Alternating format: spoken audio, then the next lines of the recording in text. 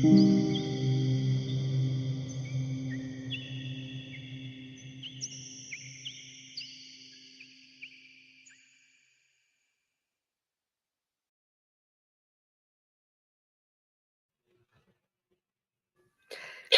day, everyone. Blessings. Thank you for tuning in on today's show. Now, within the Cauldron, we always like to make wishes and dreams to come true for our guests and for anybody else. And today, we're making those wishes and dreams come true. Um, we are we asked, I should say, we was asked for a private conversation with another guest, and we granted their wishes. So we would just get on with it. And sister, would you like to please introduce our guest? Absolutely. Today we have Mark and Michelle. Well, actually, we need to bring, Mark and Michelle from across the pond. North Lincolnshire, UK, are the founders of Darkside Spirit Seekers. This is a special podcast linking these two together with our very special guest. Chrissy, I'll let you take it from there. Oh, well, our special guest is no other than Chris McKinnell. And if you don't know who he is by now, you should. He is the grandson of the most famous Ed and Lorraine Warren. And we are very glad that he's a very good friend of ours. And this is dive in and get started. Mark, why don't you take it away and ask? Oh, no pressure then, is there? You know, I just want to say thank you for taking time out to speak to us, Chris. It's a real honor and a pleasure. Thank you. Oh, the honor's mine. Honestly, thank you. You know, it's just funny, ironic actually, because I've just finished reading The Demonologist, and an absolute fantastic book to read. It really is. It shows a slight insight, obviously, to your grandparents, and I really enjoyed it. And I can't wait to read many more of their books. That was actually a very good one. Gerald Brittle was a very good writer. He also did The Devil in Connecticut. I recommend that one. Oh, yes. I think that'll be the next purchase then. It's, you know, it's yeah. Not very often I'm speechless, but it's obviously you're following in your grandparents' footsteps, which is admirable. What it really is, what they did to help the world, you know, in a dark place when they had attachments and things like that. Is phenomenal what they did, and I'd love to be able to do something like that myself eventually, but you know, it takes a lot of heart to do what they did, and it must give you great pleasure to carry on that legacy. It really must. It makes me very humbled. It really does. The opportunity to serve, to help others and who are struggling with the unknown is something I take very, very seriously. I'm going to get straight into it. What is the darkest case you've ever done? If you can, you know, if you're allowed to comment on that. What's the one you thought, have I bitten off more than I could chew? And there's probably quite a few, probably. I don't know. Yes, yeah. It's to narrow it down. It's cases where either the family won't help themselves, you know, where they're in such trouble. For instance, there was a case in Colorado. I've never talked about this case. It really bothered me, though. This was maybe 10 years ago. And the husband and wife, they were a young couple. They had a baby. They were struggling with drug addiction. Well, he was. And she was the one coming under attack. She was actually more vulnerable than he was. They had moved into this apartment. They had an infant. Things such as the baby would be moved from one room to another. Candles would be lit all around the baby inside the crib one night.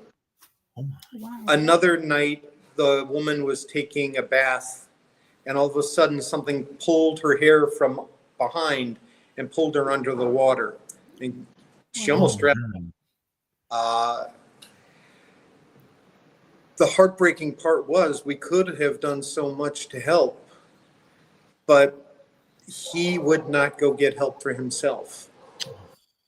And one thing I'd learned early on is these underlying issues are the reason that people are open to something negative in their homes.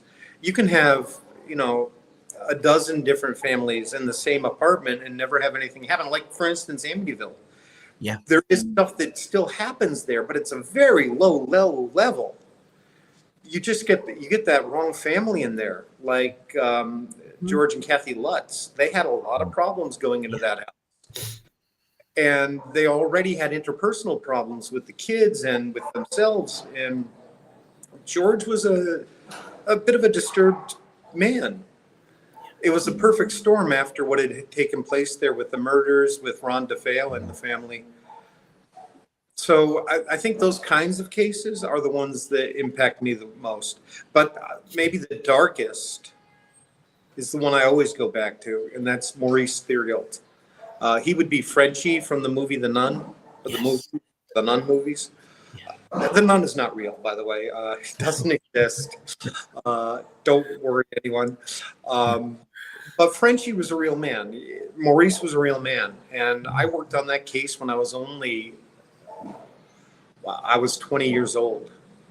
And I confronted him under possession. I was there. You can see the video on YouTube of his exorcism. And I'm right there. I'm the man between Maurice and the bishop. And what most people don't know is during that exorcism, right then, while you're seeing us online, my grandfather was standing 10 feet away from me having a massive heart attack. Wow. Oh, no, bless. Yeah. So, yeah, this could be deadly. Yeah.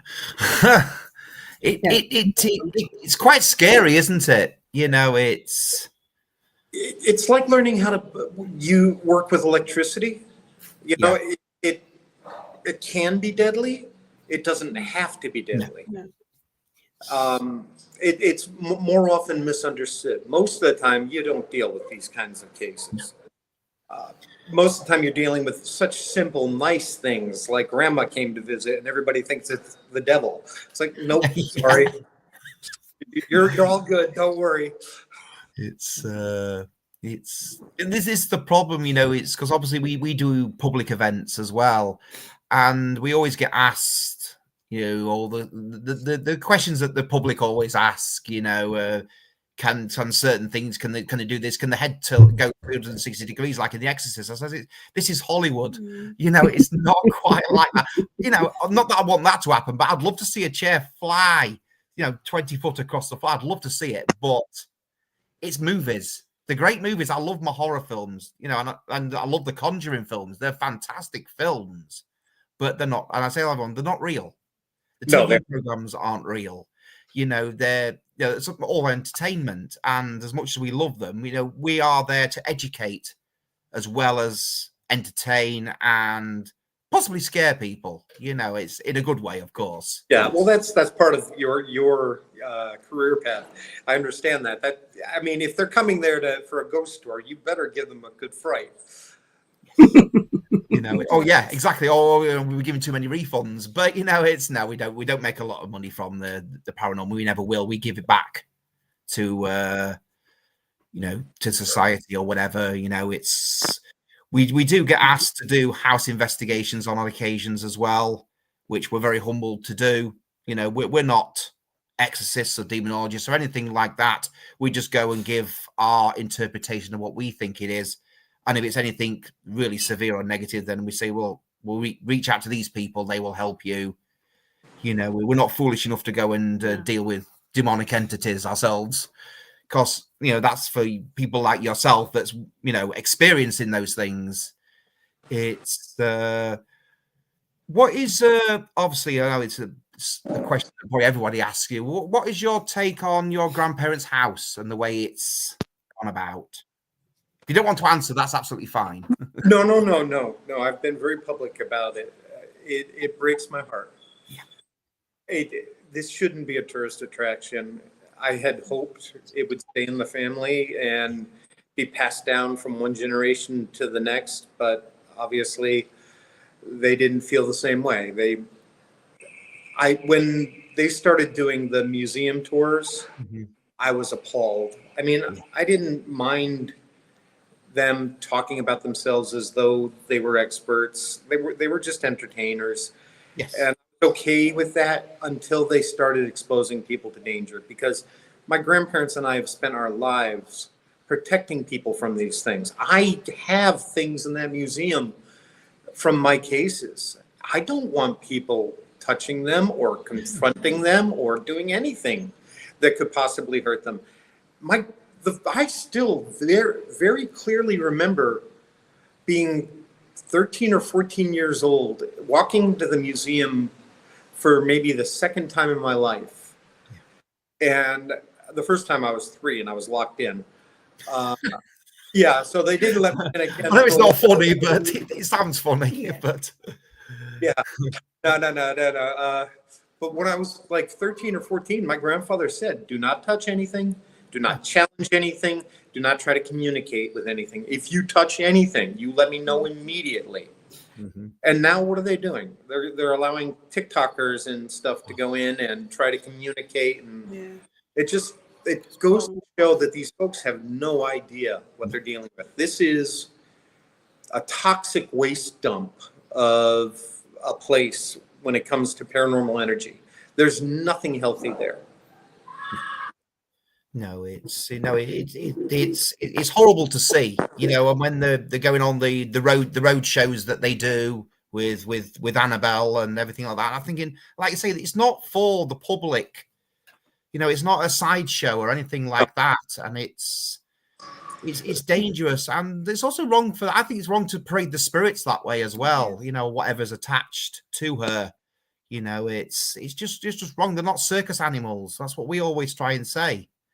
I agree. Treat it with respect, and for me, it's more than that. It's a disregard for the public safety in the name of money. Yes. They don't take it seriously, and people do get hurt. Many people are getting hurt, and I don't think Annabelle is causing planes to fly out of the sky or tornadoes or fires 60 miles away from wherever she was. But one thing that bothers me a lot is these people coming out and lying and saying, well, Lorraine and Ed did this. They took things on. No, they never, ever did that.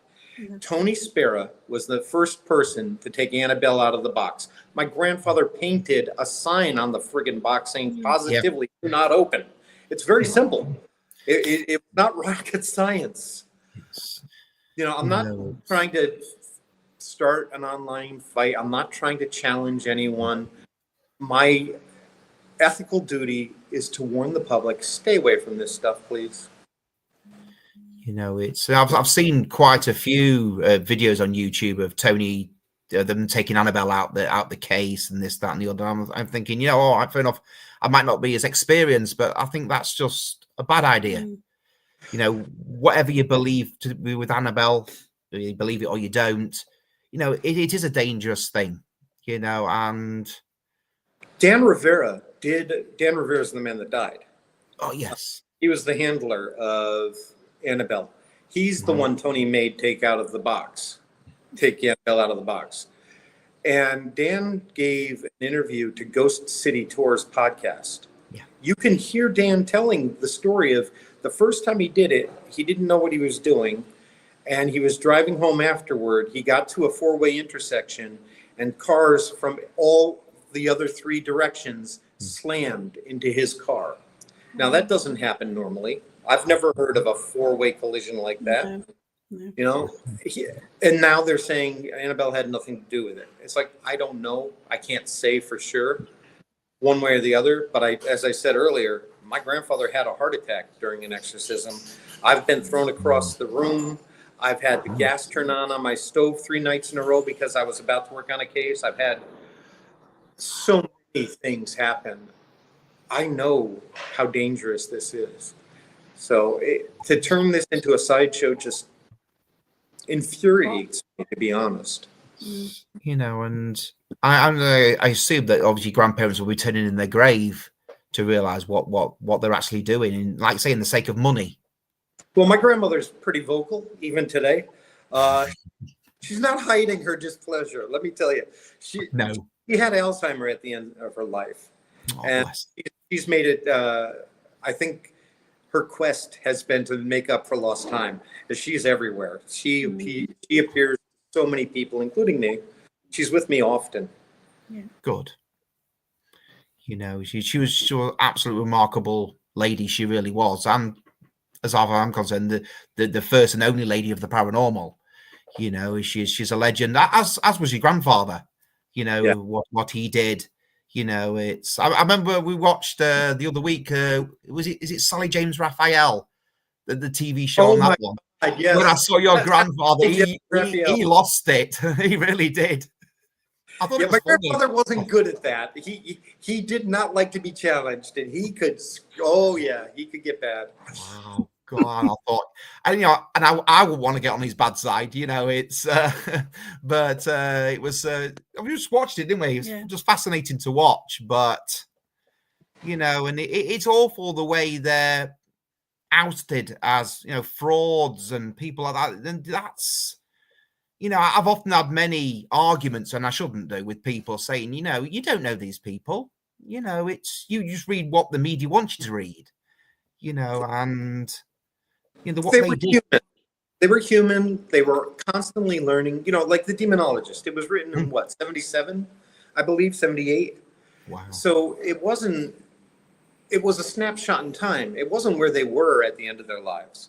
They were always learning, just like me. I mean, my work has taken me all around the world, and my views are not completely different, but certainly far different than my grandparents.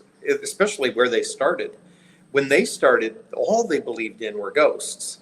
They didn't believe in anything else. And I am an exorcist who doesn't even believe in demons.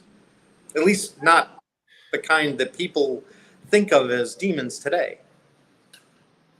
You know, I've come across that as well, because when I do investigations, I was confronted by a customer, and she says, what's your beliefs? What do you believe in? I says, well, I'm not religious. I'll openly admit I'm not religious. You know, I'm not against it. I'm just not religious. And I don't believe in the fact that there's one God or one devil. This is only my opinion. He says, well, you can't be a paranormal investigator. I said, why can't I be?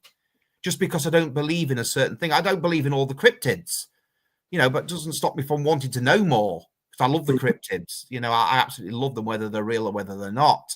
I find it fascinating. You know, and we get this so many times now, or we put a picture on of what we thought was a sort of manifestation or something like that. Oh, you're a fraud, you're fake. You know, but these people will openly follow groups that do fake things. Yeah. You know, and I was thinking, well, that's very hypocritical. But, and this is I don't know what it's like in the States as much, but we get a lot of toxicity, or whatever the word is, over here. It's so much backstabbing and egos, and you know, and it's the Warren Legacy Foundations all over the world. I've had lots of in the foundation in Great Britain. I have some great members there now. I know how toxic it is, but that's why I don't know anybody in the paranormal community. I don't want to be a part of that. I'm not in this to become famous. I'm not in this, you know, for clicks and likes. I am here. I don't even like the paranormal. Listen, I really don't. To me, it's just the normal. My issue is fear. My issue is ignorance, and I want to empower people and help them overcome that. The truth is, I can do a house cleansing. I can do an exorcism. But if we don't deal with the issues that made you open to it, that's going to come back. That's just the way it is. So I'm far more interested in lifting people out of darkness than I am anything else. And I don't care if that person's alive or dead. I want to help both. Absolutely. You know, and credit to you. It's And we get a lot over here that people that seem to be fascinated with Ouija boards, spirit boards, and things like that. And I'm thinking, and a lot over here, we've come to realize it now. It's a lot of people open them up, but they have got no idea what they're doing. They do it all when they're under the alcohol and drugs and things like that. And I'm thinking, when we try to educate people to say, look, these are not toys. You don't know what you're summoning or you don't know what you're opening. Treat it with respect. And the world would be a lot better place if people did. That'd be true of just about everything if they treated everything with respect. Yes. The Ouija board itself, it's not the board. That's just cardboard and plastic and a little metal pin. It's your intention to connect with the spirits that make it dangerous or beautiful. My grandmother taught me, 45 years ago, she taught me that what you put out is what you're going to attract. Exactly.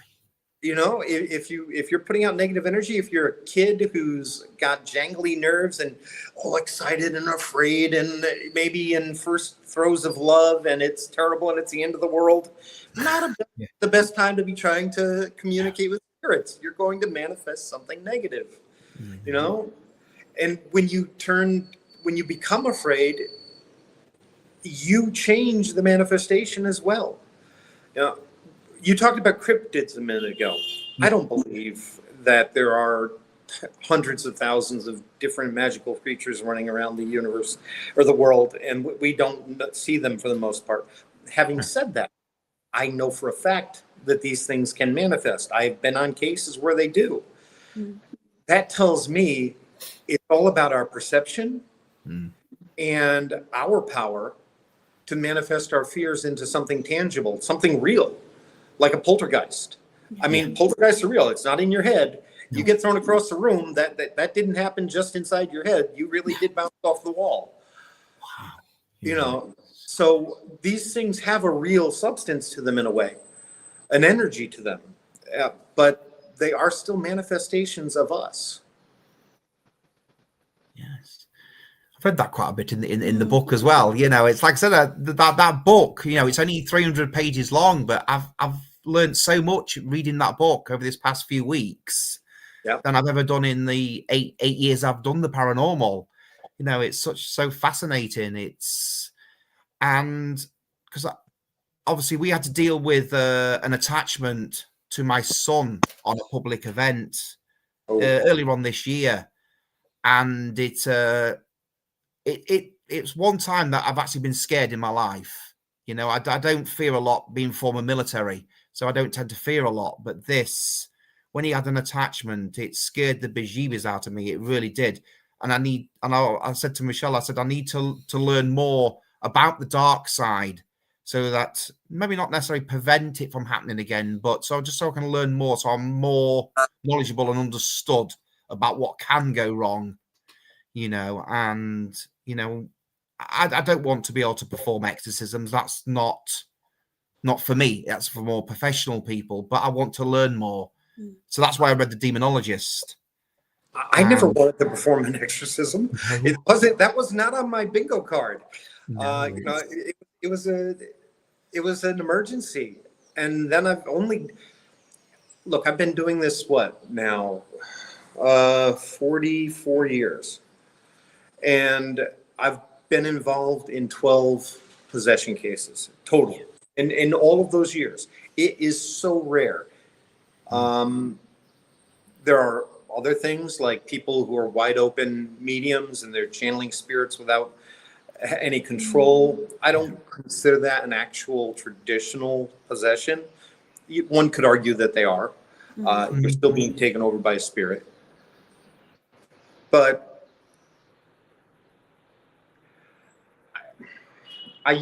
my grandfather used to call me a demonologist. I don't call myself that anymore, because I've studied it enough to know that whatever we're dealing with historically is not what it used to be considered, and it's far deeper than that.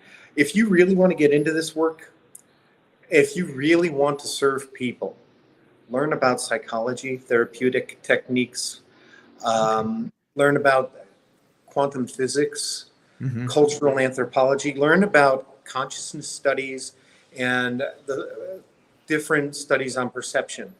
You will find out that that will serve you far more than anybody else's ideas of what the paranormal is. Because all around the world, the paranormal manifests in different ways according to different cultural beliefs and spiritual beliefs. To me, that shows us that we're dealing with something completely different than the explanations that those cultures ascribe to them. I know the phenomenon is real. I just don't accept the superstitious explanations. Oh, it's insightful. It's something I'll have to learn more about. You know, I'm not been into this game. Not a game. It's not a game. I've not been into this world as long as you have. You know, up till 2016, 2017, I never believed in any of it. I'll be honest. I never did. You know, I'd watched Most Haunted and all them kind of programs, and I thought, nah, I'm not. But it's only when I used to do something called urban exploring that I saw things that made me change my mind. Right. You know, I saw, things that I couldn't understand. I couldn't logically explain to say, I saw the mist, like walking up the stairs in this abandoned house. And it wasn't the temperature. It wasn't natural. Something was walking up the stairs and it got halfway up and it just disappeared completely. And I thought, I couldn't wrap my head around it. I was again quiet for about 2 days after that because I didn't know what to think. I thought, is my mind playing tricks with me? Am I making it up? Have I gone, have I gone insane? And after that point, I was more, I won't say obsessed, but I was more interested. It opened my eyes to a world that I thought wasn't real. Mark, I'm with you. Honestly, with everything I've seen, I am constantly going back and replaying old cases, saying, right, could it be possible there was some explanation for this? Even my first case where there was levitation and the woman was clawed and all of these other things happened, I was like, yeah, but here's a crazy idea. Did my grandfather set this all up to make me overcome my fears? It's like, no, of course not. But yeah, I mean, these are the things that play in your head. It's like, how the hell did this crap happen? It just, you're confronted with something so unbelievable. You want to rationalize it away. And eventually you learn you just have to be comfortable with the unknown because most of the universe is unknown. It is. It really is, and it's a big world, and we only know a very, very small fraction of it, or we think we know a very small fraction. And it's we don't see. We only see a short percentage of what we should see. Is it a few percent, and the rest we just don't see it. Yeah. And I absolutely love it. I do love the paranormal, or in your case, the normal.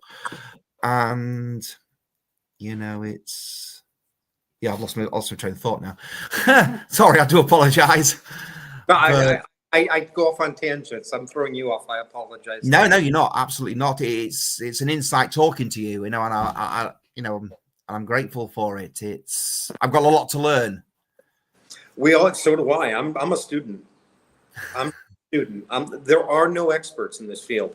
No. And I've had plenty of my colleagues tell me, don't you say that. It's like, look, let's be honest. I have gone through a million different theories throughout my life trying to get to where I am today. And I am sure that this is a interview that will be replayed 5 years from now. And it'll be like, he said this and now he's saying that. Like, yeah, because I'm changing with evidence. So will obviously your travels ever bring you back to the UK again then, or is it something? September. When? September. Oh. Yeah. We'll have to be conveniently around wherever you go. We'll have to stalk you. No, it won't. Actually, I'm working with a company called Ghost City Tours. Okay. My grandparents used to do a tour of haunted Great Britain every year. 3,000 miles, 5,000 kilometers from Penzance to John O'Groats, Isle of Skye, down to Borley, everywhere in between. We have 21 days. We're going to take about 30 people on a tour of the everywhere. It's going to be my lifelong dream. It's one of my fondest memories of my time with my grandparents, and I want to recreate it for others. So yeah, I'll be there then. We're going to be filming it as well, probably for Netflix. And then hopefully, if all goes well, if there's enough interest from people in the UK, I'll do lectures in October there, and then I will return home to Paraguay. Oh, I don't live in the United States, by the way, for anybody who wasn't aware of that. You know, that'd be awesome. It would be, you know, great to see you in the UK. You know, I mean, obviously we want to come over to the States. Obviously, the States want to come over here. You know, it's obviously I'm a British citizen. My father is from London, so I've lived over there several times. I love Great Britain. I've lived in Thirsk and Oxford and London. Thirsk and Market Town, yes. Yeah, Braintree, up in Dunfermline, out in Galway. Yeah, I've been all over. Wow. I didn't know, but you know, it is. I love my country. I'm proud to be British. I just don't like the way my country's being run. Probably the same as everyone else is in the world. You know, it's. I'm proud to have served my country. So it's. But it'll be fantastic when you come over to the UK. It really will be. You know, we do have such we're an old island. We really are. With a lot of history.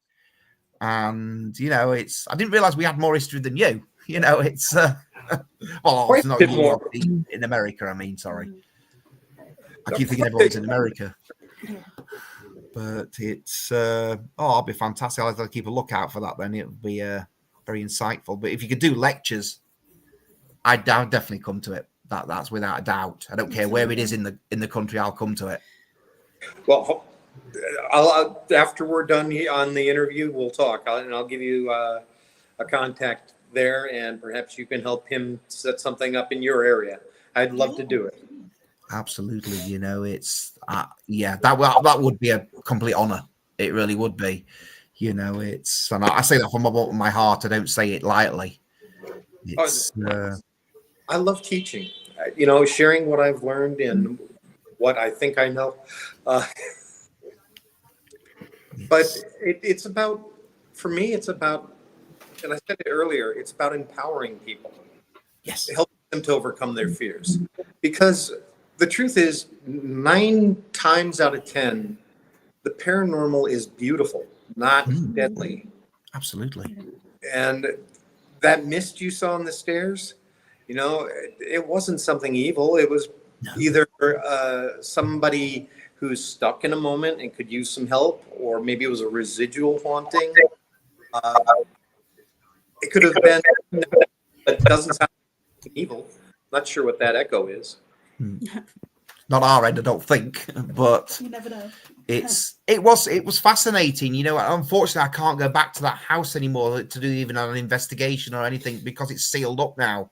So they're doing some renovations with it, which I thought was a shame because I remember when we was exploring, we went upstairs, and me and my best friend Joe at the time, we heard, like I was saying to the ladies when we did our podcast, we heard crunching downstairs, like someone was walking over broken pots.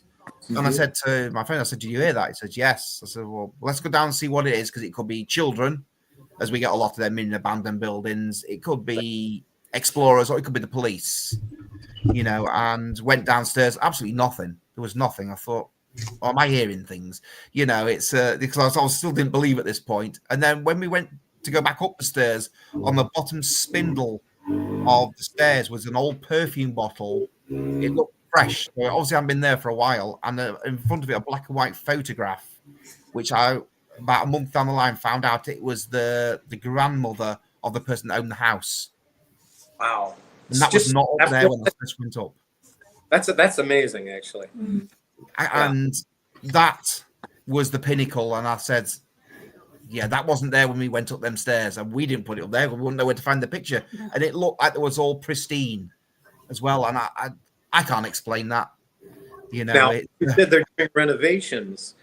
This would be the time to go in and investigate if you were ever able to, because boy, when you start messing with their house, that can stir them up. So, you know, that's a good time to go in and try to calm them down and help them to relax. I said, you know, like during COVID as well. Here's another example. My goodness, things just exploded in the paranormal world. There were so many people reaching out for help because, you know, they're reactive. They're sensing our anxiety and our panic. And during COVID lockdown, everybody locked in their homes and going stir crazy. The spirits were like, what the hell's going on over there? It is, you know, and like I said, because everyone was probably down, depressed. And like you say, that breeds the negatives, you know, and negativity breeds negativity. And the spirits are going to react to that. Of course they are. You know, as they would do, you know, you're going to get negative spirits probably come through and attach to that, and you know, but I mean, I don't know if we're going back down towards lockdown, but there's obviously rumours in this country again that the worst flu ever is going around again. They said in the UK that it's going to kill many people. But as I try and advise people, the flu kills people anyway, regardless. You know, and as long as you've got a good immune system and, you know, and all of that, you should overcome it. But they panic scare in this country. They do that, yeah. Media is built, social media is also built on terror, anger. Yes. That's what keeps people engaged. So the algorithm is programmed to make a more negative world. It is not a healthy ecosystem, and people should avoid it as much as possible. Says the guy that's, you know, constantly putting crap out on Instagram and everywhere else. It's kind of a necessary evil. It is. Social media is. Unfortunately, we would be lost without it, even though I don't like technology myself. I hate technology. You know, it's I've never been brought up with technology. You know, I had a basic upbringing. I'm older than you, Mark. I have one tool that I use in my investigations, and that's the camera on my iPad. That's it. Well, that's as far as it goes. You know, it's I'm very technophobe. I know obviously my paranormal equipment. I know that to a degree. You know, as much as I'm going to learn from it, you know, but they're the tools of the trade, or as we say on the Invest, with the toys for the spirits to play with if they want to. But I don't like technology. I always think that we are the best tool to have in the paranormal. Yeah. Our senses are the best in the world. Yes. We're born with them. I like trigger objects. Like if you're dealing with a bunch of children from the 1920s, bring in some games from the 1920s and music. I like that. That's a great thing. And you know, for me, it's a relatively new idea. I've only learned about it about 18 years ago. All right, wow. For me, that's new. So you know, I'm old. Mark, old, you know. Mark, wasn't it you and Michelle that told us, and again, excuse me if I've got it wrong, but Chrissy and I've done a few podcasts in the last few weeks here. But didn't you say that you brought in like music to an investigation that was of the period on one of your investigations? Yeah, we've done that quite a few times. You know, if we do a church or an abandoned church, I won't do an investigation in a church that's used. I would never do that. I'd never dream of doing that. You know, and we've gone into an abandoned church and we played like church music. Yeah, exactly. And boy, does that, you know, get you activity. You know, it gets you. Can I ask you a question? Yeah. Why won't you do an investigation in an active church? For instance, Borley. Borley's a beautiful place to go, and There's a nun and a priest there that could probably use the help. It's maybe again it might have, been misinformed, or maybe it's just my own mind telling me that it doesn't seem right to do it in an active church. I don't know. Maybe it's just me getting it wrong, and I admit when I get things wrong. No. Follow your instincts. If it's not right for you, don't do it. I just curious what your reasoning was. I've never heard of anybody saying something like that before. So it was good for me, and I was curious. It's because Michelle keeps telling me, going off camera again, and Michelle keeps telling me she's done plenty of investigations in churchyards, graveyards, and things like that, and I've always looked at it, as like sacrilege. You shouldn't do that, but it's only been the old churchyards, though, hasn't Yeah, it? The really old ones, not the active churchyards. I didn't feel like I wanted to. I felt like I was going to be disrespectful, which I never am, but that's how it felt to me. Maybe Thing it's is, wrong. most cultures, graveyards are not particularly haunted. No. In most cultures. But when you're there and you're looking at these gravestones, you're calling to the soul, and it's you that makes it haunted by calling on them. They come to you because, hey, look, somebody's paying attention to me. Yeah. And that's the only reason. Think about it, Mark. Do you really want to haunt your dead body? That's not where you're attached. You're going to be attached to a place, a time, people, unfinished business, something. But it certainly isn't going to be to your moldering body. No. It's perhaps I might need to change my outlook on things, I think, and broaden my horizons, so to speak. It's but I do love doing abandoned buildings, but buildings that have got history. Yes. And I know it's a metaphor. Spirits can be around anywhere. It could be the land. It could be, not necessarily the building. But I like to find a place that is, there's got a lot of history. So if you've got a lot of history, you're in a great country for that. We are. Yeah, we're very lucky. I love my castles, even in my ruined castles. I love investigating in ruined castles and churches and things like that. I do like it. I get more of a buzz from that than doing a house that's in use. Yeah. And we do get a lot of activity. It's phenomenal. But we are in a history-rich country. Yes, you are. But we're also in a country that wants to get rid of its history as well. So many fires recently in grade 2 listed buildings. It's developers mainly at the end of the day, and it's so they can tear a building down that should be protected. They'll send somebody in, they'll set fire to it. Oh, we've got to lock it down now for health and safety, and I think it's absolutely disgusting. Crazy. Again, for money. Yeah. Short-sighted fools. And spirits are not going to like that either.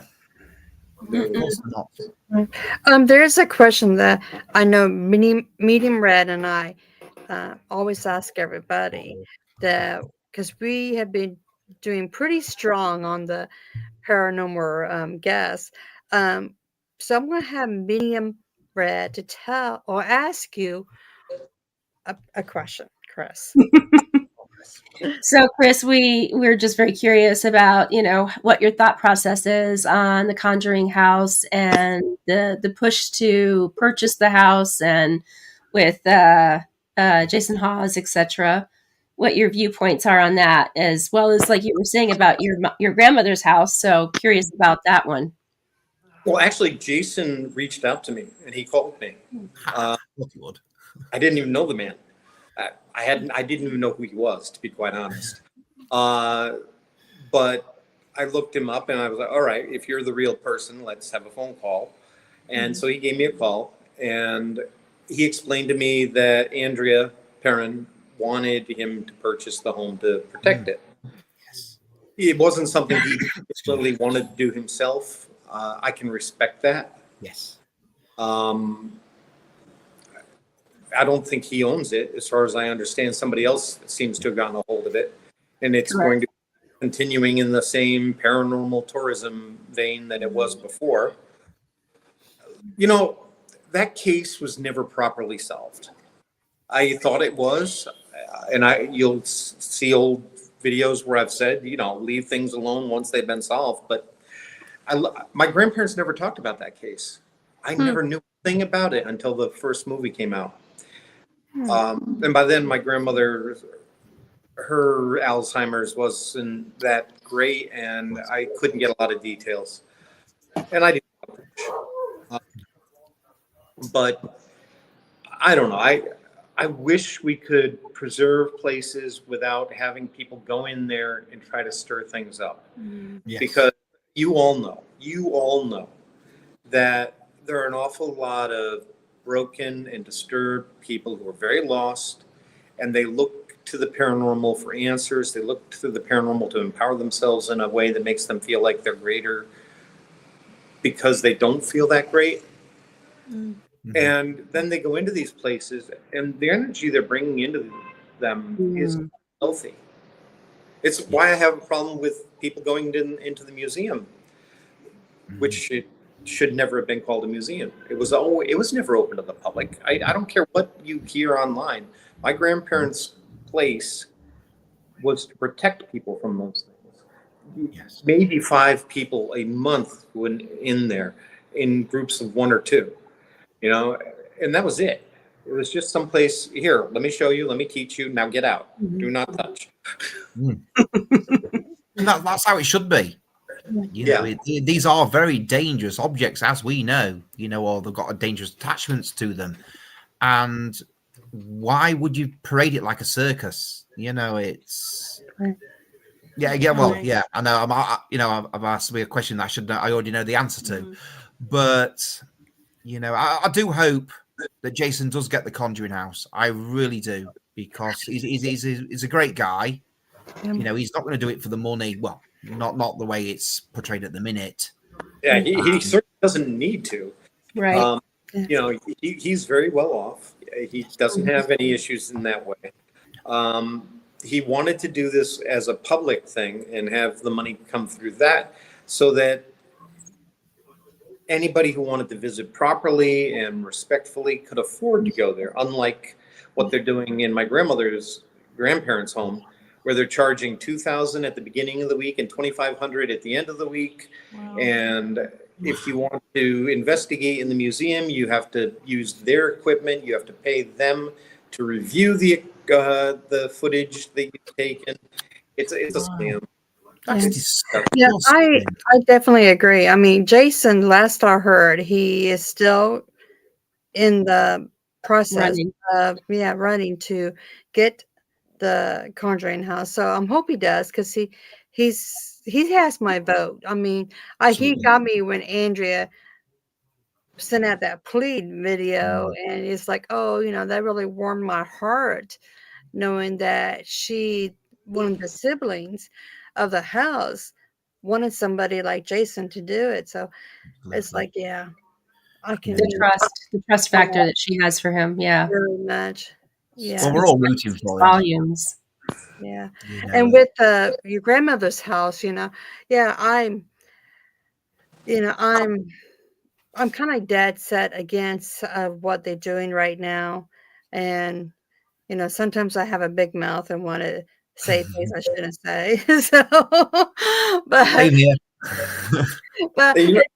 it comes from a good heart and soul. That's like, it's just all money. And in today's times, I have seen so many people who will go without eating or something, or paying their bills just to go to some place to say, oh, I've been there. And I've been there to different haunted places, and it's not really a big thing. It's just, it's nice to go, but if you have a decent living and can afford it, yes. But if you can't, don't sell your soul to the devil to go to the place. It's not worth it, is it? It's not worth starving yourself to death to go to it just to say, "Oh, look, I've been."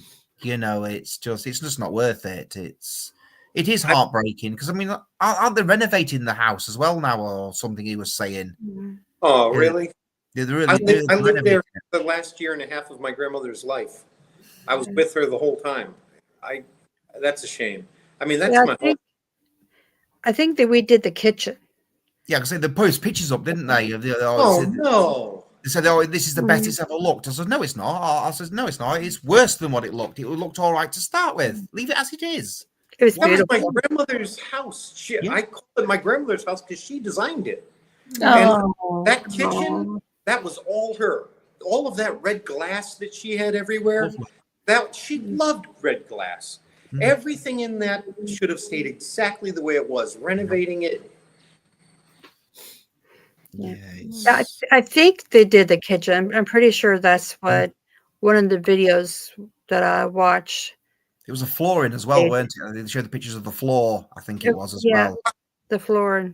Yeah. I don't have a problem with them fixing floors if maybe there was some damage.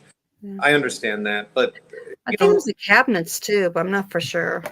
oh, that's a shame. So yeah, it should have been a historic land. The one thing that bothered me so much about it is that they were going through boxes and pulling out old, like newspaper clippings and things like that clearly were things that your grandfather and grandmother had saved for one reason or another, and they were going through it. It was like, why would that be there? To me, that's more family oriented. It should have been something that they would have already gone through. It's like, these are personal belongings. I guess I just find that tacky. Sorry. I did open my mouth up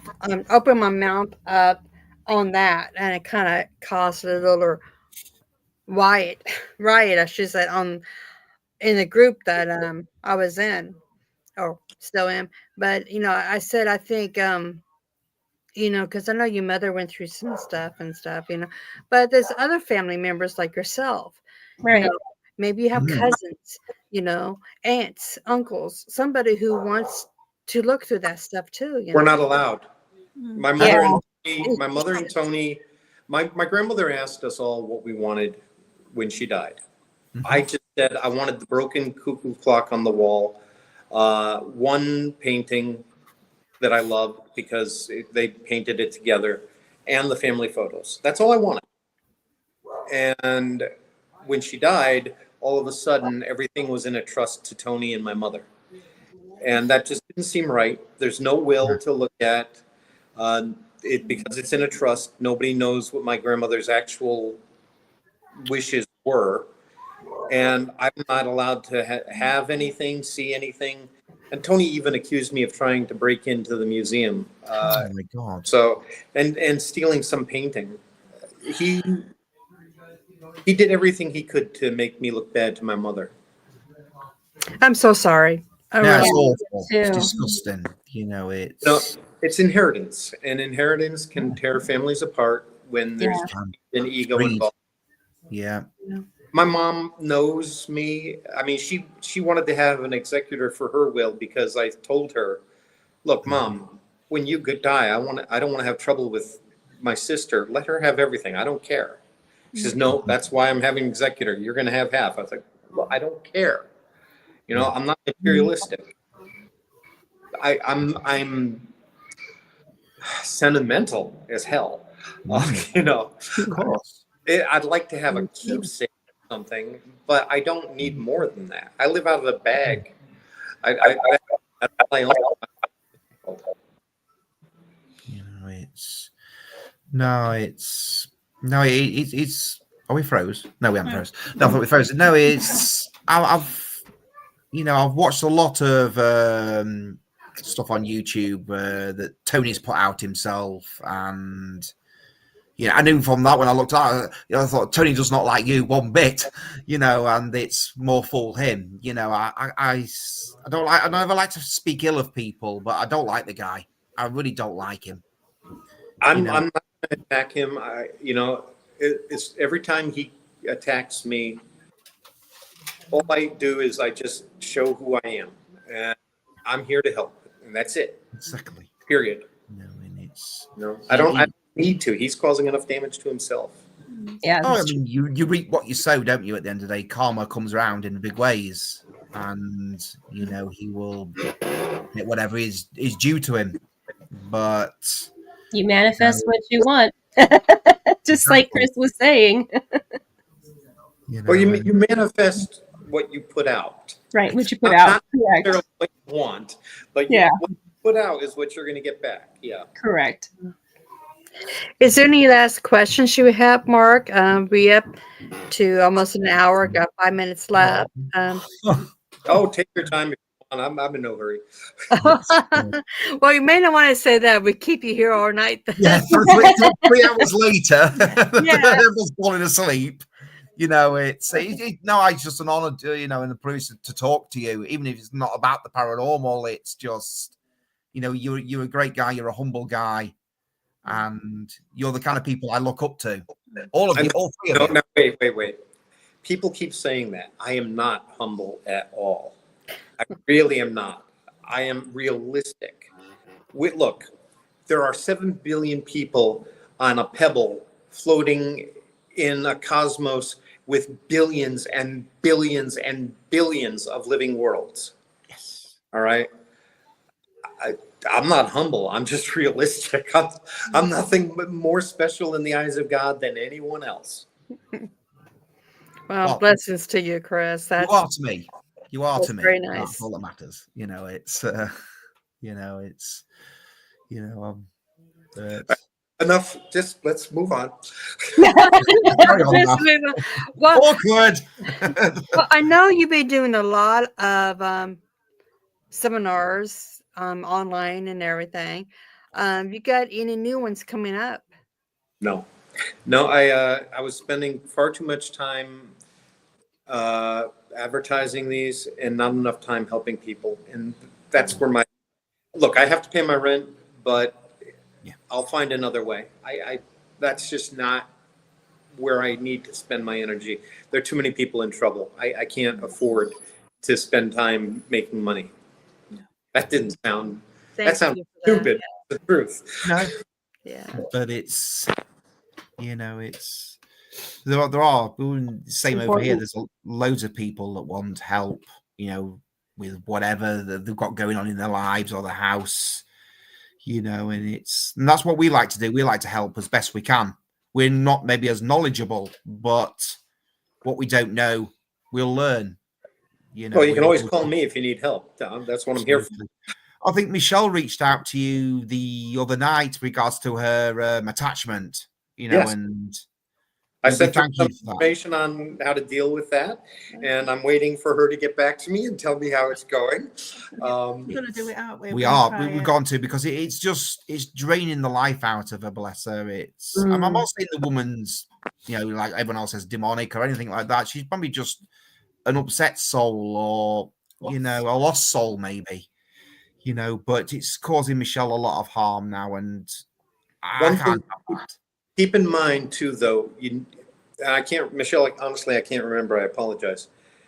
You need to be firm, and you need to say clearly, no, I'm not here for you. I can't help you. You need to back off and go away. We do. And you'd be surprised with an ordinary human being, living or dead, that just laying down your own boundaries goes a long way. Absolutely. You know, but if not, that ritual I gave you, let me tell you, 2.5 years ago, I was here in Paraguay the first time, and I was under attack. I'd pissed off a couple of magic users, and for directing. I don't like magic. I think of it as directed energy. Yeah. But they were directing energy in a very negative way toward me. One night I was turning on my lamp and next to my bed, and it electrocuted me and threw me across the room. I had palm-sized bruises all over my body like a leopard. I couldn't walk. Things were breaking in the house. My daughter, my adult daughter lives with me and travels with me. And we always get along, and we were not at all. And that was weird. But I wanted to chalk it up as natural, not anything to worry about. You know, we all go through rough patches. And then my grandmother came to 4 different psychics on the same night, a Wednesday night, and said, Christopher is under attack. He needs to take care of this. Imagine waking up to that Thursday morning, messages from 4 different women who don't know each other, all giving messages from your grandmother. I was like, okay, Graham, I'm listening to you. And I did that ritual. And then I followed it up with a house cleansing ritual to get rid of any other energies that were in the house afterward, sealed the home, and everything was fine immediately afterward. Wow. So you'll find that that's an incredibly powerful ritual. And I highly recommend. Well, we thank you for that, though. It's much appreciated. You know, it's we'll see how it goes over the coming weeks, and we'll relay back to you as to what's happened. And you know, absolutely, you know, we appreciate that. It's because I mean we have spirits in the house anyway. You know, we've got a couple of dolls that have got supposed to have attachments to them, you know, and they're fine. They make themselves known. Michelle's got a small boy attachment, bless him, and he's called Herbert, and he's only 9 years old. From the 11 Have you tried to help him pass over? I don't think he wants to. He doesn't want to, does he? He said he doesn't want to pass over. You know, what we communicated with him, you know, obviously, you know, and he's quite happy to be here. He loves Michelle to pieces. He sees me as his mum. Sees her as his mum. Now, he's not draining Michelle or anything like that. He's very happy. But often, now I've dealt with a lot of child spirits. Listen, here I am. I'm falling into therapist mode. But because this is therapy, it really is when you're dealing with adults. If they're saying they're happy, look beyond that. Are they actually afraid to pass over? Because often that's the reality. And you say, listen, call to your mother, call to your father, ask them to come help you. Unless, and try to find out, are they afraid of their parents? Yeah, it could be. You know, it could be. You don't know. No. So you need to communicate in a very sweet, understanding, and respectful way. Yes. And try to find out, why do you want to stay so much? Don't you understand what's on the other side is so much greater for you? And you'll have children to play with. You'll be loved by so many. Right now, that child is attached to you, Michelle, because you have a lovely aura. You know, you're very empathetic. You shine bright. And yes, of course, that lost little boy is going to be attracted to you. You're a light in their darkness. Yeah. But that just gives you an opportunity to hopefully help them to go even further and to pass on. Here's a story for you. I was in a former tuberculosis sanitarium above the clouds in Costa Rica. Gorgeous location, Sanatorio Duran. And at one point, I was able to escape the cameras and everybody else that had been following me for some dumb reason. And I was in this room by myself. And this little spirit, little boy or girl, I couldn't tell which, came up to me. And I'm talking to them in Spanish. I'm in a Spanish country, trying to help them to pass over. And the child's too afraid, doesn't want to move on or anything. All of a sudden, my grandfather is standing next to me with his arms crossed like this. Chris, what the hell are you doing? You know, not saying a word, but that's the impression. Yeah. And then my grandmother comes from the other side. Oh, God. And she gets down on one knee, she puts her hand out to the child, and they walk into the light together. Oh. I know. It's like, wow. Yeah. It's so it's breathtaking. Fear can paralyze. And I deal with fear I'm dealing with fear today in 2 different situations. And we can free ourselves. We really can. And we can do so much when we let go of fear and when we let go of self-imposed limitations. Yes. Absolutely, you know, we dealt with letting go of a lot of fear when I was in the military. You know, obviously, you know, because we fear the unknown, of course we do. You know, but like I said, you just got to tune your mind, and because fear is just, I won't say it's just a word, but it holds people back so much. And you know, obviously, I'm a bit more restrained and fear more now than I did 30 years ago. You know, 30 years ago, I wouldn't think twice about, you know, fast roping out of a helicopter and abseiling 200, 300 foot. Now I look at it now as I'm a bit old, I'm thinking, no, because if I fall, that's going to hurt. So I'm more restrained now than I used to be. But it's not fear. I'm just more logically thinking. Yes. But before I joined the military I had a lot of fear in my life. I didn't have the best upbringing. I'm not going to go into detail. I'm not going to bore people, but my father was very abusive. And he thrived on negativity. He was one of those kind of people. And I thought what that taught me from that, because obviously he towered above me only being small, was never to fear anything. Don't fear nothing. You can overcome anything if you put your mind to it. Exactly. You can't go around something, go over it, go through it, go whatever you can. And that taught me a lot in the military. Any target or anything, any mission you need to do, there's ways to do it. You don't have to fear nothing. And here's the choice. It's a reaction, but whether you continue to be afraid, that's your choice. And the unknown, I treat it with awe and respect. Mm-hmm. And it's like, again, going back to the earlier metaphor, it's like dealing with electricity.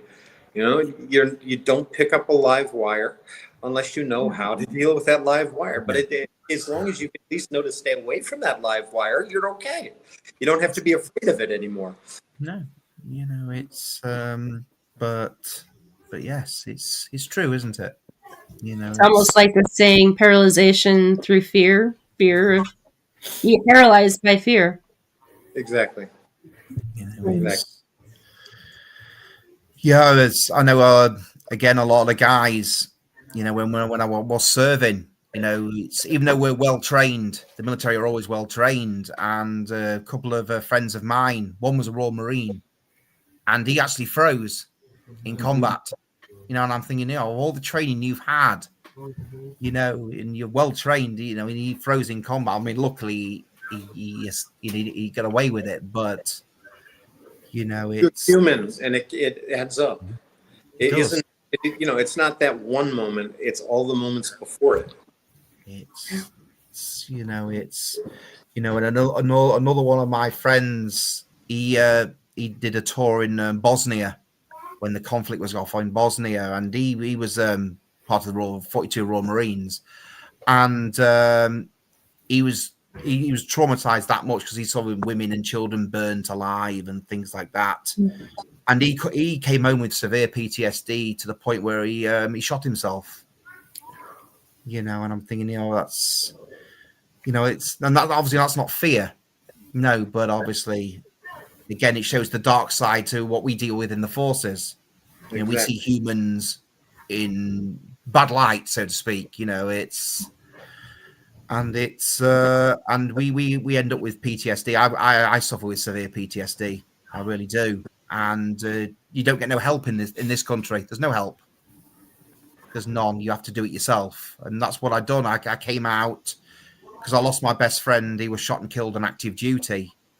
And I turned to drink. I was an alcoholic. So for many years. I read that, and so where I'm coming from.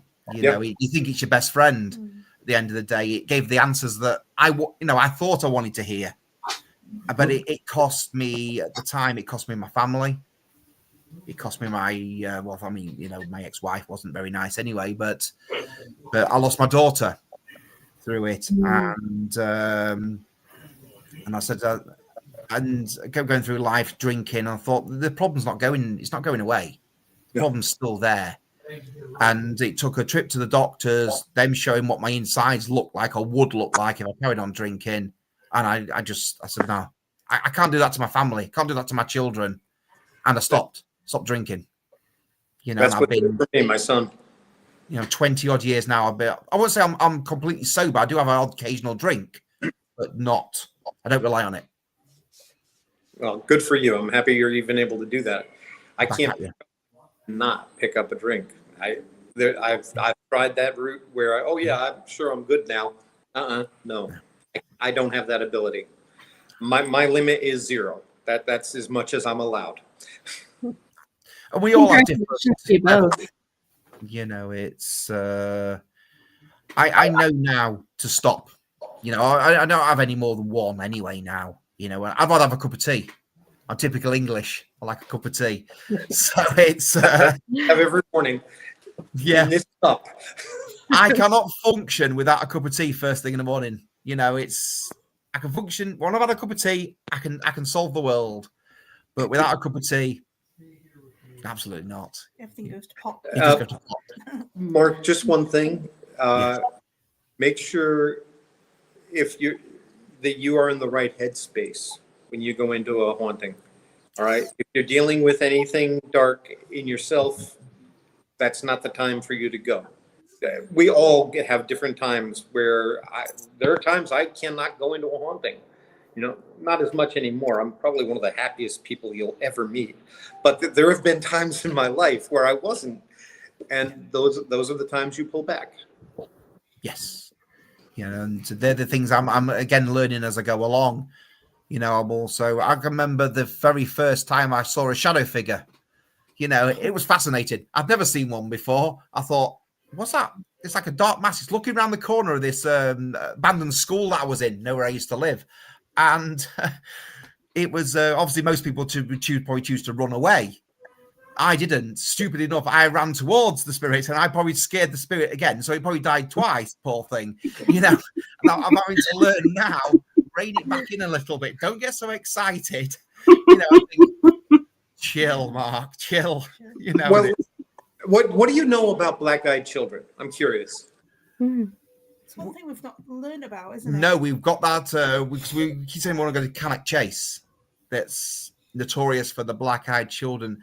Now, I don't think there is black-eyed children. I don't know if it's something manifesting as children or not. I don't know if it's something more darker than that.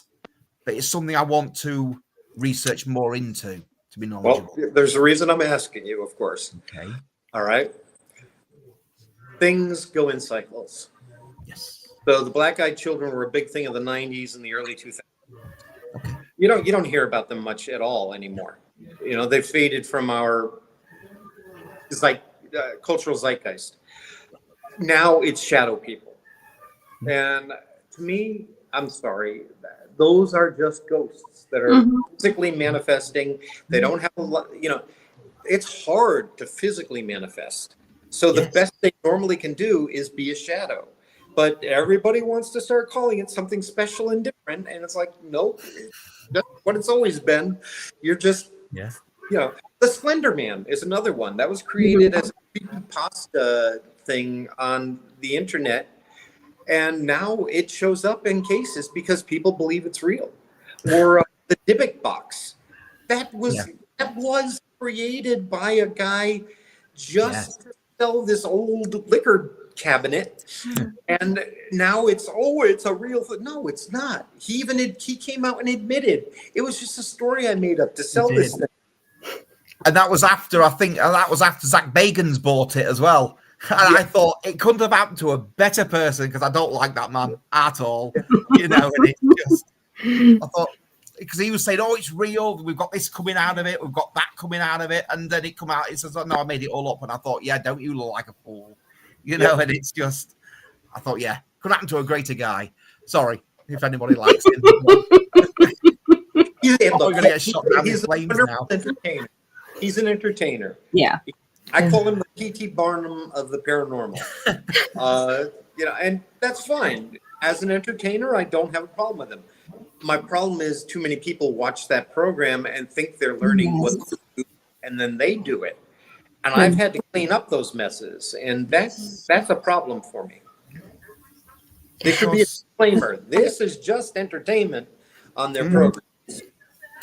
Well, they had to do that with Most Haunted as well, you know, because obviously it started off. I think when it first started, it started off with good intentions, but obviously then they got to the entertainment side of it, and it just got totally out of hand. Yeah. But didn't Zach Bagans and what's his company? Ghost Adventures. Yeah. Didn't they do your grandparents' house? Or he did. He was supposed to have touched Annabelle at some point. Yes. He and Tony Spera worked out a deal, and Tony went out to Vegas with Annabelle twice. Okay. But then they had a major falling out, and they start. This is another reason I don't like these things. I don't deal with the paranormal community because, oh my God, the petty bickering. It's so unprofessional. How can It's anybody horrible, take us isn't seriously and ask us for help when we're online screaming, yelling at one another? I will never. We have one important rule. Well, let me put it in a couple of ways. I don't give oxygen to trolls. You know, I'm not going to feed that fire, and I don't punch down. You want to come at me, you go right ahead. I'm going to continue to just keep helping people, and Yes. people will see who I really am. Absolutely. You know, here. That's been part of our discussions that we've had with Mark and Michelle, because again, being in the UK and me being in the United States, you know, I was just kind of curious to know, does it transfer across the pond as well? And it does. Clearly, it's the drama and the backbiting and I mean, it is.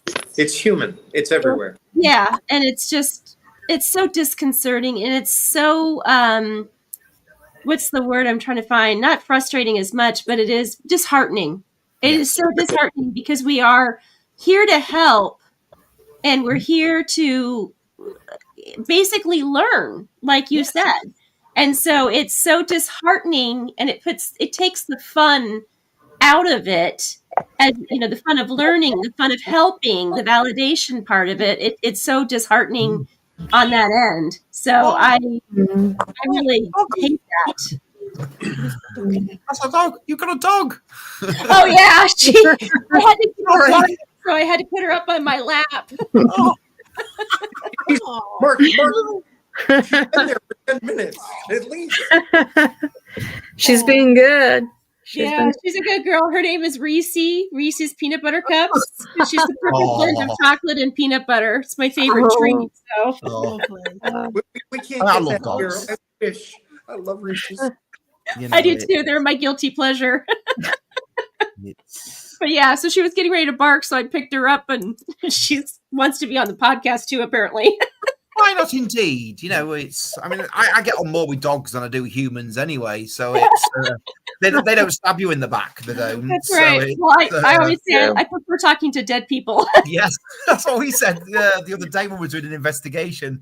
You know, it's I get more sense out of the deceased than I do out the living. You know, right? Exactly. They're at least more forthright. Yeah. And I think of dogs as God's teachers of unconditional love. Absolutely. Nothing in the universe seems to love the way a dog does. Exactly. Yeah. So, Chris, have you done any investigation in Paraguay? Oh, sure. I'm sure there's, some cases down there. Can you tell us about maybe one of them that you like to share? Sure. But let me first explain. How do I put this? Not everything I do is actually paranormal. Like, I was in a house 2 weeks ago because a woman wants to die and she can't. She's 93. She's been fed through a tube for the last 3 years, but she's holding on for her daughter. So I went there to help her daughter to let her go. And oh boy, that bedroom was full of spirits, 3 or 4 of them, just waiting, ready to gather her up and take her. But then this woman that I had actually come to see, well, she's telling my daughter, he's so handsome. Why doesn't he have... Oh, God. And then I go into the kitchen because in Paraguay they want to, give you a little treat. Like, would you like some coffee? And here's a little food. And so we're sitting there, and all of a sudden I'm getting like this hit on the head. And I'm like, all right, now there's a soul here that really is not happy with me. And I don't know why. What did I do? And her husband had died 2 years ago. And he was like, no. Don't stay away from my wife. Oops. Awkward. Yeah. Like, hey, no. No intention. Please believe me. But I mean, I do a lot of grief counseling and things like that, and helping people with passage, because Mhm. yes, dying can be hard, but death is a coming home party. You know, Mhm. it's truly a beautiful thing. Yeah. When my grandmother died, I was with her that whole last day, and the room was filled with souls. And the moment she died, my question was, Graham, are you okay? And I get this high pitched whine in my right ear. Okay, Graham, glad to know you're okay. Just want to make Good. sure. Yeah. Bless her. But all right, in Paraguay, two quick ones for you. I had to investigate a haunted Masonic temple. The guards would not stay more than one night, because things were knocking and so forth. I went in there, and it was the homeowner's grandfather, and he was trying to warn the head of the lodge that many of the leadership of the lodge were only in this for business and for material gain, and it was not spiritual for them. He was there as a guardian. He wasn't doing anything wrong. And another one I had was similar. It was a woman who was sure there was a demon in her house, and it turned out to be her father warning her that her ex-boyfriend was dangerous. Oh, wow. Oh, Mm. wow. Yeah. It's amazing, People isn't it? misinterpret things very, very easily, don't they? Yeah, they do. And Don't everything's- think the worst of everything. Yeah, Everybody well, does. it is. Everything's demonic, and there's only like a very small percent. It's not everyone can be demonic. It's impossible. But that's what society is breeding now, or the movies, TV, whatever. The entertainment business, like Chris was saying, they should have a disclaimer that states, like, this is for entertainment purposes only. Do not try to reenact at home, or this is something, truth between the lines or something like that, because that's what unfortunately, that show that we were just discussing it skews that way to the negative, Yeah. It's Hollywood. They shouldn't call it a reality programming. Right. Oh, no. Correct. Yeah, that's very true. I always say, respect your spirits in your home, because I know we have some here and nothing never really happens. I mean, it was all when they want my attention, like they might turn the gas stove on where I'm like, oh, okay, there's gas. So, okay, what's going on? And, I get my divination tools and stuff and they tell me, and, I said, okay, like changing the color of a wall, it's like, no, I don't like that color. I want this color. And, I mean, you really just got to listen to them. And I love it. I love talking to them. So, and I'm privileged if they reach out. I'm more than happy to help them. Like I said earlier, there's no difference between the living and the dead. They're just people. Right. Yeah, Right. that's true. That is true. I know we had a guest on earlier last year, Brandy Anderson. She did a book on Through the Veil, the afterlife. And she did this book because her grandmother spoke to her through like a typewriter, a laptop, or on the TV when you search, and she will go and type out what's going on, or hey, that's not good, or get that boy away from her, or something like that. And, she would listen, and she did a book about it. It's very interesting. Oh. So, yeah, we just have to listen. What was the name of the book, Chrissy?